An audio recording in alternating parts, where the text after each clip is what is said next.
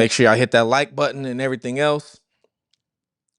And like I said, let me know if you heard of this one. Now, Ellen Greenberg. Have you guys heard of the Ellen Greenberg situation?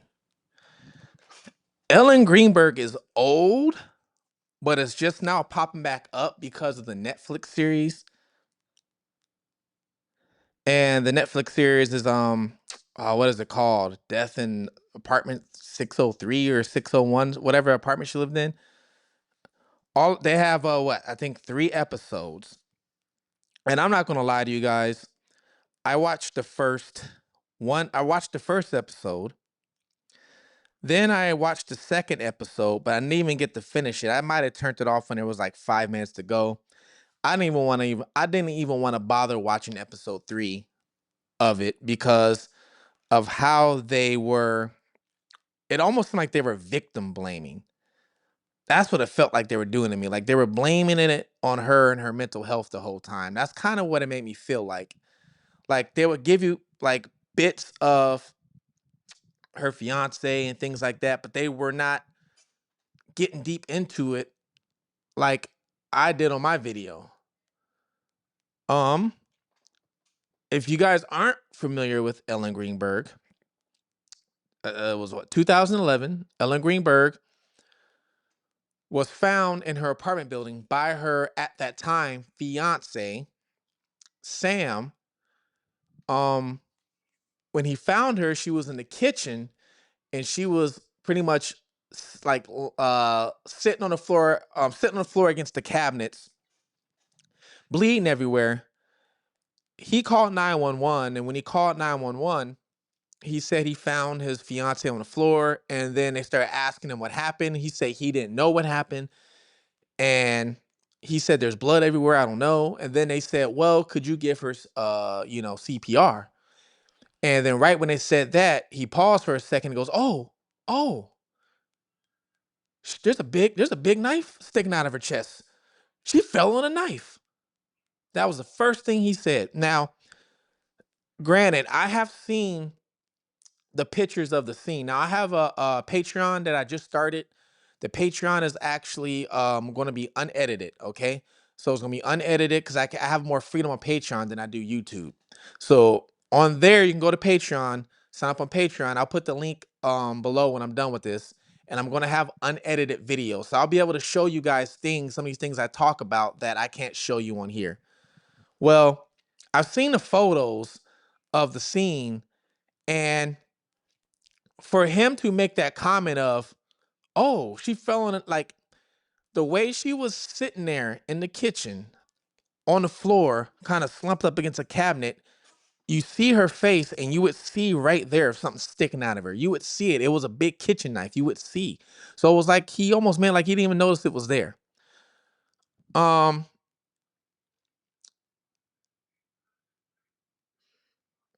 getting said pretty face Nikki says, "Yes, I've heard of it. It's crazy how the fiance has not been arrested." Well, it gets deep, and I'm going to get into that. How deep it gets.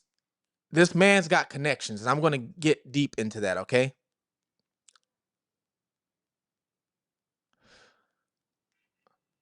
So, "You did an outstanding job. In no way she did that to herself. Thank you. Thank you, E-Loves. Thank you, E-Loves winning." And now I have another video because the first video I did was a part 1 and there's a part 2 coming. It's just so much detail in it, so much that I have to read and then cram down and break down for you guys, all right? It's a lot. But I have a part 2 coming, and then like I said, I'm also going to put one on my Patreon where it's going to show diagrams, all kind of things, okay? But medical examiners came in, right? Or I should say not medical examiners, the police came in. And a detective came in, and I'm going to tell you a little bit about the detective too. All right. Tell you a little bit about him. But the detective came in, and basically they ruled it a self unaliving right there. The big S word, SUA, self unaliving is what the detective ruled it right there on the spot. Okay. Before any medical examiners or anything like that. The detective said that she poked herself 10 times, and that the final one was the one through the heart. But she did it herself. That's what the detective said. Now, when they took her body out, her body got transported to the medical examiner. Now, the medical examiner examines her body, and what does he find out? He finds out, wait, it's not just 10 in the front, there's also 10 wounds in the back of her, in her neck. She also has a big gash in her back of her head as well. One of the wounds, it it poked her spine. And they're saying that part of the spine, if that gets injured, you pretty much can't move. You'll be paralyzed. So there's no way that she could have kept doing it after she hit herself. And then the angle of it too, because the angle you really had to be straight behind here is what you really would have had to do. So the medical examiner ruled that it was, somebody did it to her. And then when he said that, another examiner examined it too, and then they said the same thing. So then they told the detective, hey, that's a crime scene. You got to go back and investigate. This is not no self-unaliving, because what happens is that since the detective said it's a self-unaliving, it's not a crime scene anymore. So if somebody does something to themselves, it is no longer a crime scene in that area. So which means yellow tape comes down, family can come in and do what they want. Well, medical examiner told the detectives, not long, it's a crime scene, go back and investigate. He went back the next day and the place was already cleaned up. The fiance's family already hired professional crime scene cleaners and cleaned the place top to bottom. The fiance's uncle, who's an attorney, who I talked about in my last video, who I'm going to get into a little bit right now, went and grabbed every single laptop and computer that was in the apartment. Why would somebody do that? Grabbed every single device out of that apartment. Not the fiance. The fiance's high-powered lawyer.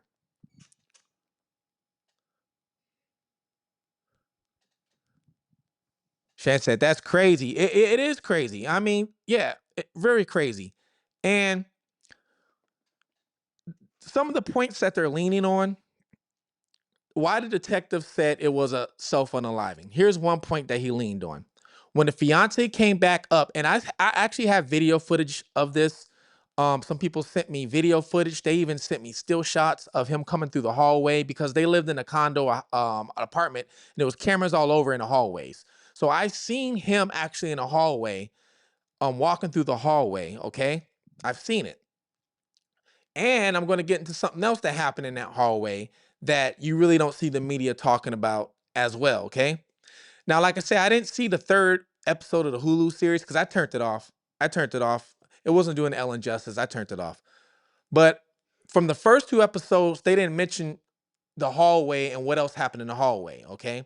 So if you guys seen the series, let me know once I get into the other activity that happens in the hallway. But the fiance went to go work out for 45 minutes downstairs in the gym. When he came back up after 45 minutes, he went to the door and the door was locked. It had one of those boat latch locks like at a hotel room, and it was locked from the inside. He could not get it open. So he's opening the door but can't open it all the way because it's locked. It's got that latch on the top of it. And I guess he's yelling, "Open the door, Ellen, open the door, Ellen." There's even a neighbor that comes outside, and then the fiance, Sam, that's his name, Sam. It's like, "I can't get in, she latched it," or whatever. So then he starts texting her in an angrily way, saying, "Open up the door, open up the door." Eventually he ends up kicking the door down. So the detective, when he saw, oh, he had to kick the door down, oh, she did it to herself. That's one point he's using. Now, I know for a fact when it comes to those latches, that latch in a um hotel, a lot of you guys might not know this, but you know how easy those latches are to open and close from the outside of the door? You know how easy those latches are? They're not that safe. You think they're safe, especially those ones that swing. They're not. Now, for those of you who know, I did some time. And when I did time, of course, there's a lot of people in there who are pharmaceutical people, selling pharmaceuticals on the street. And a lot of them didn't keep the pharmaceutical or the merchandise at their home where they slept at, especially if they were doing certain things. They would keep it at places like Motel 6, Super 8, Roadway Inn. All those places got the latch, right? And a lot of times they wouldn't stay there. They would just get the room and keep it there. And you know what they would do? They would close the door and lock the latch from the outside. And you know why they did that? Because think about this. Every morning, the maid's supposed to clean the room. So if the latch is there, the maid can't get in. The maid has the master key, but they can't open the door all the way with the latch. So they will lock it from the outside. It's really easy to do with a piece of string. It's not hard. So they will lock it from the outside and keep going. So when when I heard about the latch, I knew right away that's nothing because I know it can be done. That's nothing. First thing I thought of was if somebody else did this, somebody has done this before and they're professional because of the way the latch, they know how to open and close that latch from the out. But the detective, all right, see, good evening, everyone. I'm just getting here. Kadeja says she's just getting here. Have you heard of the Ramsey case? So what are your thoughts? Love your show. Thank you. I have heard of the Ramsey. I didn't haven't got into it all the way. I am going to get into that just to see because there's so many cases, so many missing people and children, women, men. There's so it's sad. It's so many. You know they say 600,000 people go missing a year. 600,000 people go missing a year, and that's just in our country. That's just in the USA. 600,000 people. That is the size of almost a city.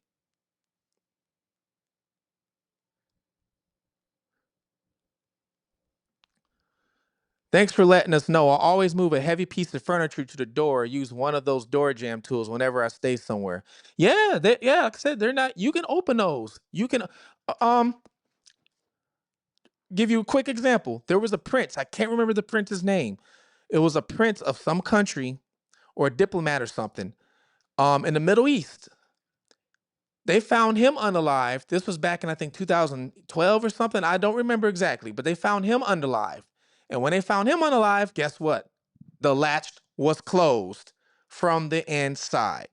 And everybody knows it was an assassination, but the assassinator, whoever did it, closed the latch from the outside of the hallway, closed the door, used a little string, closed the latch, and kept going. And made it look like he did it himself. So it's not the first time. That happened to, I think it was a prince or a diplomat. I can't remember exactly who it was, but it's happened. Now, the medical examiner and the detective, now they're clashing because the detective is telling them, hey, this is, self-unalive. And the medical examiner is like, no, they unalive. Somebody did it. So what happens is now they have a closed door meeting with the medical examiners, the detective, and I think it was the chief of police and some other politicians in a closed door meeting. No cameras, no nothing. After that closed door meeting, you know what happens? They walk outside and they tell everybody, yes, it was a self unaliving, case closed. 2011, Ellen Greenberg's poor family went through so much to sue the city, police, everything they could. Supposedly, they used their whole life savings. Supposedly they even took a loan out on their house. I don't know if it was a loan or they sold it. I'm not sure. But they used pretty much every single resource they can get their hands on to get justice for their daughter. And just recently, I think it was like 2018ish or 19th, I don't remember the exact dates. There was a settlement with the city. Now, this happened in Philly. There was a settlement with the city. The city settled outside of court. And then they said there was a settlement, I think, with the police force too. I don't remember who the second one, but it was two settlements. Okay, so the family did get a settlement, and also for the settlement, the case had to be reopened. Case got reopened, and it was supposed to be examined by another medical examiner. I think they were supposed to be an independent medical examiner. Well, this medical examiner examined the case just recently and said, "Sorry, it's a self-unaliving. Case closed. Nothing they can do about it now because it's closed forever." Nothing they can do about it now. Come to find out, the medical examiner, from what I heard, works for um is under the police force or the city when they were supposed to be independent. They really weren't. Now, King Tula says, I like your case update format. Thank you. Thank you. I appreciate that. Appreciate that. Now,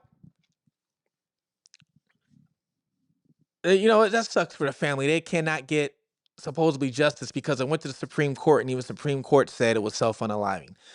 Now, rewind back to the fiance, Sam. Okay. And then let's also go back to the uncle, Sam's uncle, that came into and grabbed the devices. So I did a little background search, something Hulu, when I was watching Hulu, didn't mention. All right. So Sam was like a producer or executive or something at like CBS or NBC Sports.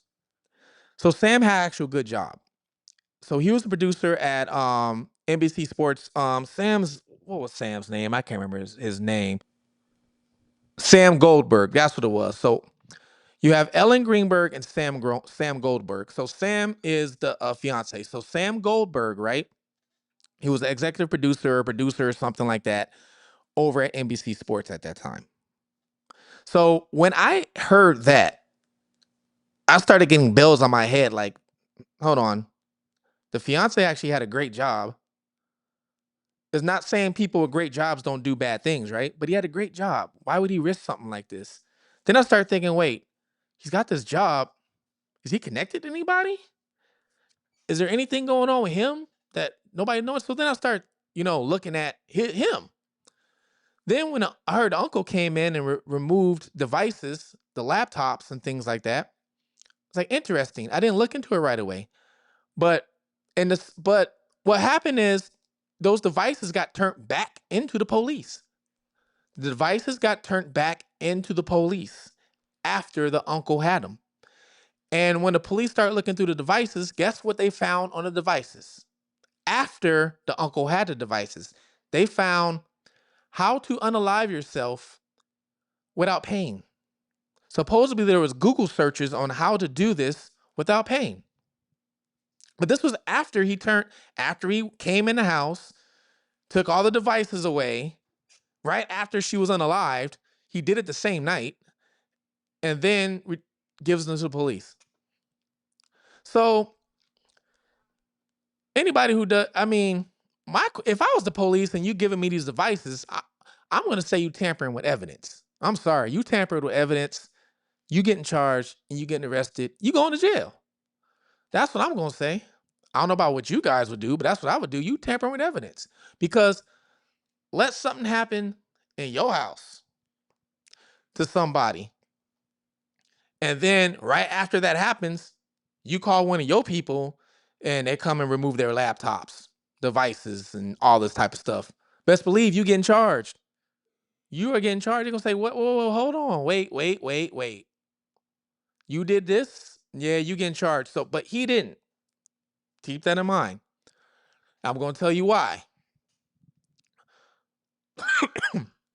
Excuse me. So I looked into the uncle. Uncle was an attorney. This man ain't just any attorney. He's not like just Morgan and Morgan or anything like that you see on TV with these commercials, injury attorney. Nah, this man is the attorney for the attorneys. Meaning that if you have an attorney that gets in trouble, and let's say anytime an attorney gets in trouble, like when I was covering the Kata Scott case, right? Which I'm still covering, Keon King, his attorney is Shaka Johnson, right? I looked into the background of Shaka Johnson. I did my research on him. Shaka Johnson actually has gotten in trouble with the bar a few times and had to go in front of the bar. Some guy even sued him for $50,000, and Shaka had to pay this guy $50,000 back. Okay, but he was an attorney for other attorneys who got into real trouble, as in they were doing some corrupt things. They would do corrupt things. They would go see the bar. They're not representing themselves. So what they would do, they would hire an attorney. What attorney they're hiring? They're hiring this guy, Sam's uncle. His name is James. They're hiring James. So James would represent these attorneys who did some corrupt things. Not only that, James also represented corrupt politicians, plenty of them. He also represented the mafia, a bunch of members for them, and he might be still even doing it because that mafia branch is still around. Um, and he was also part of a big scandal that happened in Philly that was called Kids for Cash. And I'm going to show you a little connection here with the detective with one of the judges that got involved with Kids for Cash. So for Cash, if you guys don't know, was a scandal that happened in Philly where these kids, if they got into trouble, like these minor offenses, of course, you got to go to court, see the judge and things like that. What happens is the judge, they would find them guilty and give them the max punishment, the harshest punishment they can on that crime, and then also send them to private jail facilities. So they would send them to these private jail facilities. And the reason why, because these private jail facilities are for profit. Any county jail is supposedly not for profit. Private jails are supposedly for profit because somebody like me or you can own a private jail. So it's for profit. In return, these judges got kickbacks. These judges got over $2.8 million to send these kids to jail. That's why it was called Kids for Cash. Now, when these kids, or I should say, when the judges got in trouble for it, it goes real deep. She said it goes deep. Yeah, it goes deep. Like I said, if you watch the Hulu documentary on this, I tried to watch it and I just couldn't. I just really couldn't because I felt like they were victim blaming too much. I felt like they were blaming Ellen too much and not trying to focus on everybody that was around her. And they did do some little like they would do like this. They would say, "Well, her fiance was jealous and had a temper." But then they would turn around and say right after that, "But Ellen also was on medication for her anxiety." So it's like they give you a little seed and then they hit you right back with what Ellen did. Like a bud. And I wasn't feeling that. I wasn't feeling that whatsoever. So, but yes, these judges got paid $2.8 million for Kids for Cash. Guess who represented these judges and also the private facilities? Sam's uncle, the lawyer, James. James represented these guys too. One of the judges who supposedly that was in one of these scandals is also supposedly related to the detective that said that she was unalived in the first place by herself. So the original detective that came in and said that is also related to one of the judges who was supposed to be a crooked judge. Swallow that one. Think about that. And not only that, all this was around the same exact time. Kids for Cash happened over a year's period, but all this was around the same exact time. Um, like I said, the uncle represented a lot of mafia figures, right? A lot of mob figures, things like that. Now that mafia branch is still they're not like, roaming the street stuff like that, but they're still around to this day. Right now they're still around. They're just behind the scenes and you don't know it, but they're still there. So when I started thinking about that, I was like, does this guy, all these people he's been defending, right? Do any of them owe him favors? Do any of these people owe him a favor? Right? Think about that. Hey, man, I need you to defend me. I need you to help me out, especially when it comes to a mafia member. I need you to help me out. All right, this is what I'm going to do for you. I'm going to get you, or I'm going to help your relative, wherever you need me to defend. I'm going to help them get less time than they should, whoever it is. But in return, I'm going to need a favor from you down the line. It happens. Lawyers ask DAs, the district attorney, for favors all the time. District attorney will ask the lawyer for a favor all the time. Lawyer will come up to a district attorney like, hey, this person right here, we really gotta let them go. Trust me, we gotta let them go. I see this and that. And the district attorney go, I'll tell you what, I'm gonna take it easy on them, but you owe me one. There's a bunch of owe me ones that happen in the courtroom, a bunch of them. Hope you just don't fall into the owe me one category. because you're going to be that one. But it happened around the same time. And then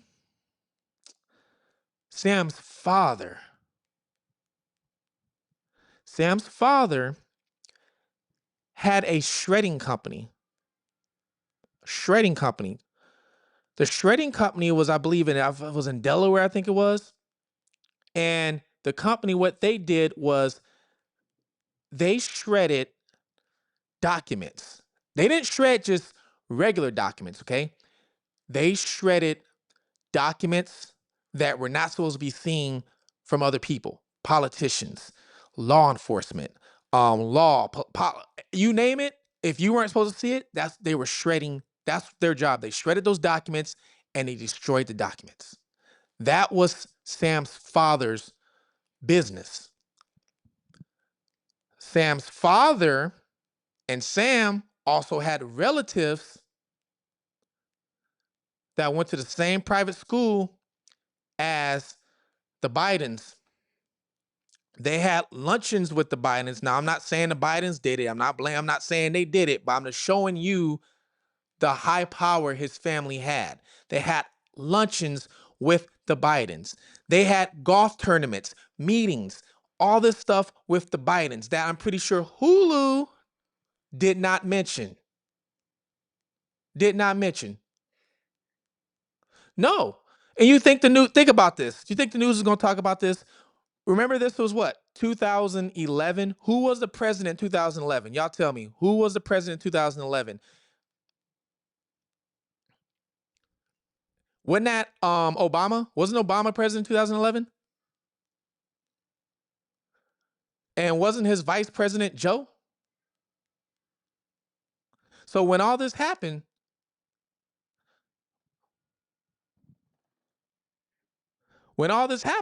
of course they're not going to mention any of those names.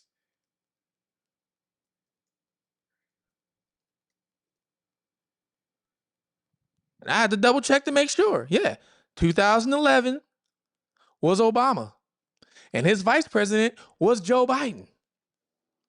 So you think the news is going to come out and say, "Oh yeah, Ellen Greenberg, her fiance, the cousins went to the schools with the Bidens."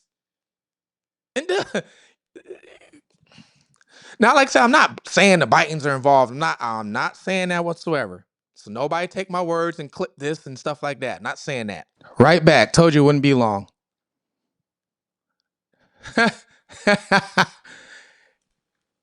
King Tula said it was Obama. Yeah, I knew it was Obama, but I wanted to Google it just to make sure because, we forget things, right? It was so long ago. But yeah, it was Obama. And Joe Biden was the vice president in 2011 when this happened to Ellen. So the dad, the cousins, they went to school with the Bidens, right? So then all of a sudden, the dad, I'm going to start this shredding business and shred documents. I wondered why he even started the shredding business in the first place and shred documents just for politicians, legal, and things like that. What gave him the idea to start a shredding business for this in the first place? Was it hanging out with people like that? Like, hey, you know what we need?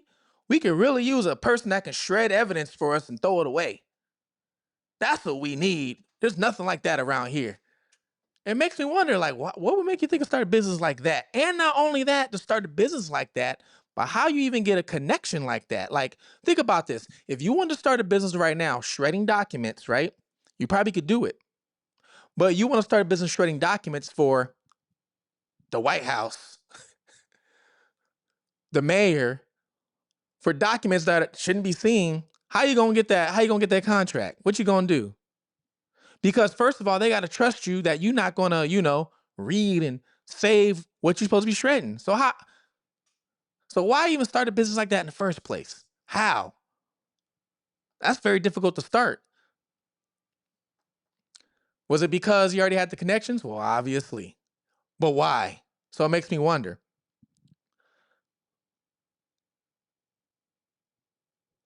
Fugitive got multiple gadgets. Oh yeah. I got a lot. Got to have backup. A shredding business is crazy. How is no one talking about this? Well, because they don't want to. Remember this. Remember, I told you what was Sam's job when this happened? He was an executive for NBC Sports or associate executive, something like that. So he was already working in the media. Then Sam went to go work for, I think it was Viacom. I gotta look it up again. So on his LinkedIn. You know who Viacom is? Y'all know who Viacom is? Viacom is one of the biggest, if not the biggest, media corporation, one of the biggest, around. Viacom, I don't know if they still do, but they own MTV, BET, VH1. That's why all of them were showing these same reality TV shows, because they were all owned by the same company. The same company bought them and started showing all the same reality TV shows all day long. I think they even owned at one point Comedy Central, I think. But if you look on his LinkedIn, I think it was Viacom. I know he went on to work for another media company. I do know that. Now it says he's a freelancer. But the guy has been in media. So if he's been in media, obviously he meets some high people, right? Speaking of his job, NBC, that same year, the company he worked for went through some big merger where all these other little companies were bought out the exact same time when they found Ellen Greenberg. The company he worked for bought out all these companies, or I can't remember if that company bought him out, but anyway, it was a big merger. And Sam's boss, who was like a vice president at the time or something like that, ended up retiring and had to step down for some reason. Said, Christina Dana said, you got to know somebody. Yes, you do. Then Ebony said, right? Those are not jobs you just get. No, you don't just. When's the last time you go on Indeed right now? Go on Indeed right now and tell me if you can find an associate executive producer for NBC. Tell me if you can find one for CBS. Tell me you can find one for ABC, any of these stations. Let me know if you can find an executive, whatever he was, associate producer on Indeed. You're right. You got to know somebody to get your foot in the door at one of these places. Yes, this is live, but it's going to be up later as well. I am going to put it up later. For anybody who doesn't know, Christina said, are you recording this live? Would like to watch this later. Yes, it is going to be saved. It's probably going to be chopped up in pieces, each segment, so that way you don't have to watch the whole thing, but it's going to be up. So I'm going to have like the Ellen Greenberg and Hulu thing separate. But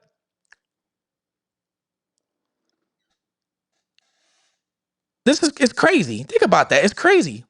And I'm not even done. I am not done. You think I'm finished? I am not done. Sam's father, the one who owned the shredding business, they found a body who was unalived in the shredding business? They found a body who was unalived in the shredding business, and they don't even know how, what happened, or anything. And hold on real quick. Let me tell you what year was what year was it? The name of the business was All I think All Star Shredding and Recycle. I think that's what it was. It was in the news, kinda. All Star Shredding Recycle, Delaware. Let me see. Body found. Because I want to make sure I get this date right when this was found.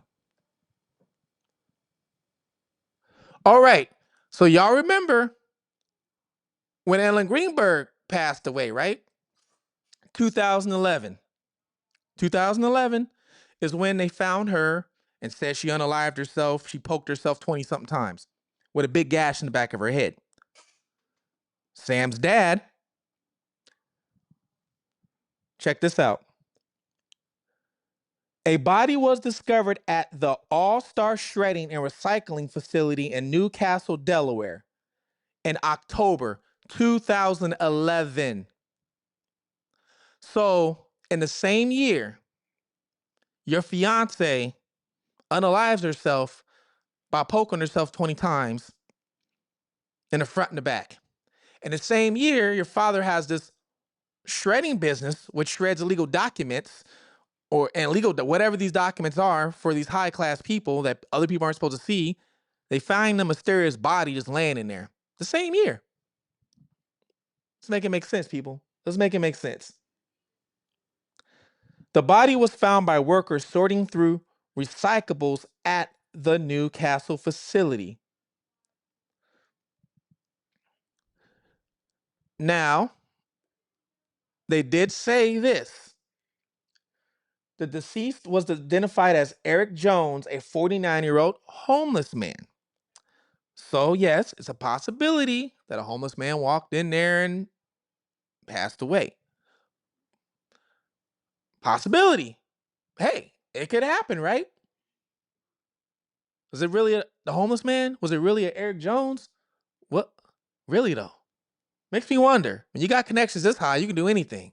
When you got the mafia behind you, you can do anything. When you got politicians behind you, you can do anything. When you got crooked judges behind you, you can do anything.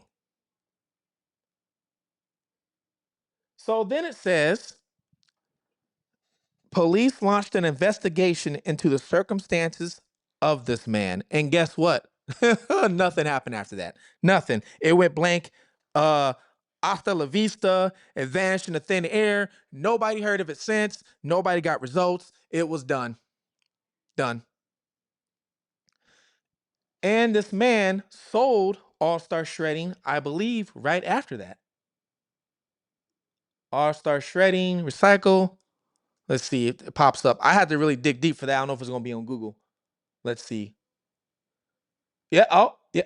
All Star Shredding LLC, along with its sister company, All Star Metals LLC, was sold in 2012. Actually, sorry. Scratch that. This is a different All Star Shredding. That's a different one. Hold on. Let's see if I can find it when he actually sold it. And another body was found at All Star Shredding too, just recently, after he sold it. And they're still investigating who the second body was. It just happened like 2, 3 years ago. They ain't talking about that. Yeah, I can't find exactly. I have to go back into it. But yeah, he ended up selling it. He sold it right after. Oh, man. So Sam has his fiance that poked herself to death, supposedly, 10 times in the front, 10 times in the back. He's an associate producer for NBC. NBC goes through a merger around the exact same time. All these other companies got bought out. Sam's boss steps down just all of a sudden. Sam's father has All Star Shredding, which there's a body discovered. So all this is in the same year for Sam. Sam's uncle, James, who's that high powered attorney, has to defend people for kids for cash. All this is around the same time, same exact time.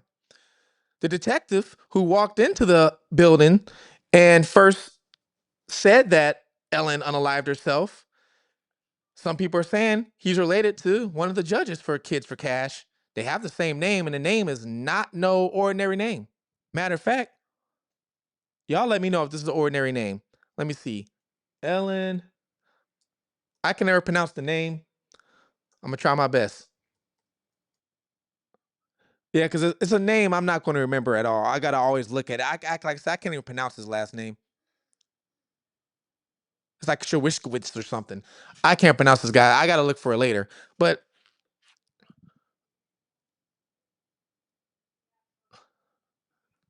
the rabbit hole gets deep. Yeah, so he's connected with that. Now, I told you earlier, the hallway. Remember? Let's go back to the hallway. There's cameras in the hallway, okay? So you actually see Sam walking out in the hallway. You actually see him leaving like the gym. You see him going into the gym. Now, I have still frames and video of a second individual, okay? Sam's walking down the hallway, like kind of walks back and forth in a way.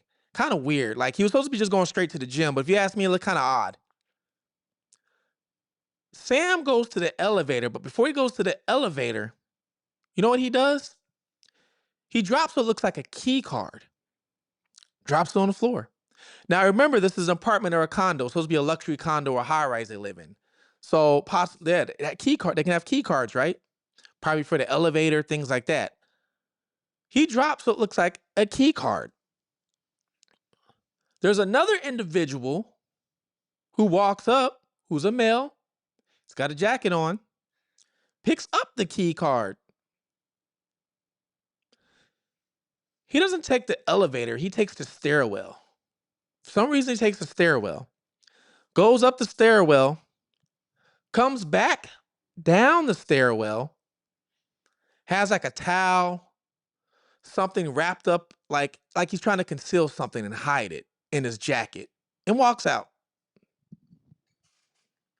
Y'all tell me, am I tripping? I bet you didn't mention that on Hulu. Bet you ain't mentioned that on Hulu, and I didn't even see the third episode. Like I said, I turned it off. Hulu does talk about. Hulu talks about, if you watch the show, like I said, they mention how Ellen was having some mental issues. They mentioned how she was having anxiety, is what they call it, right? Almost everybody gets anxiety. Everybody does. But she was a school teacher. She had to deal with a lot of little kids. And people were saying that they were changing the grade system that year. So she was also worried about the grade system being changed and not being able to, I guess, pass the kids because the grade system got changed, because she took her job um seriously. And when you ask other people, they said, yeah, she was stressed about school, but none of this happened. Now she did go talk. She was seeing a psychiatrist, or I think it was a psychiatrist seeing, and and not only that, it's because you're seeing like a psychiatrist or a mental therapist, anybody like that, does not mean you're crazy. Okay, everybody that has some sort of trauma or anything in their life should be able to go talk to somebody. You should. You should be able to go do that. Does not mean you're crazy. Okay. So I'm not faulting her for that. But Hulu, they were talking about that a whole lot. Whole lot. How they subscribed her to medication for her anxiety. Now, some people were talking about how when she left school early, okay? Here's a couple things I'm going to let you know. Let me know if this sounds like somebody who's planning on doing something to themselves, okay? Now, you guys are here talking. You guys have never done it before, obviously. And if you have, I'm glad you didn't succeed. All right? Me, one point in my life, I have tried a long time ago when I was a fugitive and all kind of stuff. I thought life wasn't going for me. I tried. It didn't work. And when I pretty much woke up, I had a change like that. I was like, hey, I got to change. Something's got to go. And from that day on, I pretty much changed. But I know from a little bit of, like, I guess, personal experience, I guess, from that when I read up on the things she was doing before then, I was like, this don't sound like somebody who's planning on doing something to themselves. Because usually what happens is you're thinking this in your mind. You're thinking it in your mind. It's not a split second decision. Usually you've been thinking about this. This is what I need to do. This is what I'm going to do. Sometimes you hesitate, and then sometimes you just go for it. Okay. Usually that's how it works. I'm not saying for everybody, but I just know in my case, maybe some cases that I've seen where I've talked to people about it. Well,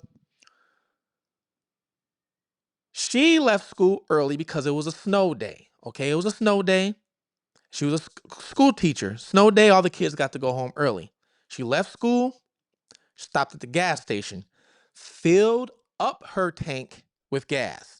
Now, it could be a habit just to fill your tank up, right? Could be a habit just to sit there and fill your tank up. But still, she filled it up with gas like she knows she's going to need a full tank. That's one thing. When they found her in the kitchen, you know what she was doing? She was preparing a fruit salad. She was cutting up a fruit salad, getting ready to eat a fruit salad. When I was going through that kind of mental phase, I wasn't even thinking about eating anything. That was the last thing on my mind. Now, I'm not saying that when people do this, they could think probably whatever. I just know for me, that was the last thing. I wasn't thinking about eating anything. Like, it was like, who would be preparing themselves lunch? And in the middle, right in the middle of preparing yourself lunch, oh, this is what I'm gonna do. I'm gonna do this. You didn't even get to eat the lunch yet. You had to taste it, no nothing, no bite, no. But you gonna think that in the middle of your lunch? So, and not only that, she sat down at the table and made a bunch of phone calls. Right, bunch of phone calls. Now, when the detective saw she made a bunch of the phone calls, I guess they were saying she was calling out in distress. That's the way they were kind of put it. She's calling out in distress and stuff like that.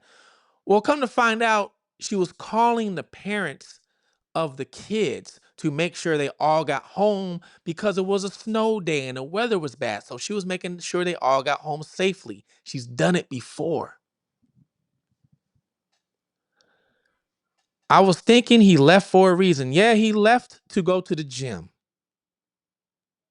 Is what he left for 45 minutes to go to the gym. I don't know if you've seen a picture of this man, but he looked like he ain't never been in the gym in his life, be honest with you. Look up Sam Goldberg. Let me know if he goes to the gym and what gym that is. It don't look, even right now, it don't look like he going to the gym. I don't know what he doing in there for 45 minutes, but it didn't look like he doing anything for 45 minutes. But that's just a little bit of the information I found, you know, on this case. And not only that, some of the autopsy photos and pictures of the crime scene was off. It was off. She had marks on her neck. There was marks on her neck that made it look like almost like somebody would put your hand around your neck or somebody would do something to you. She had a big gash that was probably like this big on the back of her head. On the back, they said it could have been caused by a weapon, one that she was using to cut up her fruit salad with. And you know how you have that knife block? You stick the knives in the blocks in your kitchen. They said the whole block was knocked over and knives were everywhere. They said that's what they saw. If she's doing this to herself, why would she knock the whole block of knives over? It was just, so she randomly decided to poke herself up. Yeah, right. She must have high tolerance pain. Yo, it's funny you say that. Everybody who's in medical, when they talk about this, they're saying that the tolerance, the pain tolerance for somebody to do this to themselves has to be extremely out of this world. They're not saying it's impossible, but your pain tolerance has to be some of the best we have ever seen. Now, we've all come across somebody in school, maybe, or even later on in life, one time in your life where you have that one person that cuts themselves. You might see them on their arms or legs, something like that. But that's a little different. They're cutting themselves, right? We've all ran across somebody like that or have heard of it. That's different from actually poking yourself. Totally different. And they said some of the wounds, what they said was, and I've seen pictures of them, some of the wounds look like they were, how you want to put it, YouTube privileged. They look like it was almost like testing to where, like, let's see if this hurts, but it goes in but not all the way. That's what some of them did look like. Then some of them did look like the one on her head, just big gash or whatever. And then the one in her heart where the whole weapon was 9 inches long. 9 inches. It wasn't like a little box cutter. It was 9 inches long. And the whole thing, more than half of it was sticking in. You know how much strength that would took? That's crazy. But that's some of the stuff that I found on her. And like I said, I'm still researching it, still going through with it. I'm pretty sure there's probably still more out there. I don't know yet because it's a lot. And like I said, what I'm doing right now is I'm going to be putting I'm going to put some stuff on here like the edited version. So let's say it might be a 20-minute video edited, and then it's going to be like maybe 35 minutes on Patreon or whatever, something like that, because on Patreon I can do it that's not edited, okay? And I'm going to have all the links in the description below for you guys. So some of these cases are going to be, I'm still going to do it here, but I won't be able to say everything I want to say or show you guys everything I want to show you, especially if you want to know the full thing without me getting flagged on here, okay? I don't know. Like I said, and all this happened in Philly too. All happened in Philly. You know who else was involved in here? You know who else was involved with this case in 2000? You know who else was involved with this case? Who was your governor or whatever he is? What's his name? Governor? Was it Josh Shapiro? He was involved too. He was involved too. All I got to say about that. I'm not saying he did it, but there was some involvement. All right. So we talked about Anna Kepner, Ellen Greenberg. I'm gonna tell you guys real quickly about the David and Celeste real quickly. I mean, like, yeah, you guys let me know. What do you think about what happened with Ellen? I mean, do you think that she did this to herself, or do you think that it is a cover up? And do you think that her fiance Sam did it, or you think maybe they had somebody else did it? Now, me personally, I'm not saying me personally, if he did do it, I wouldn't be shocked. I would not be shocked, right? I don't think she did it herself whatsoever. I do not think she did this herself. But I honestly believe that somebody else did it, a third person, and I think that they know who did it. I think Sam knows who did it. I think Sam's uncle knows who did it. I think they know who did it. Now, like I said, um, I don't think Sam did it personally, but I think there's another person involved. That's what I believe. I could be wrong. Speculation on my end, right?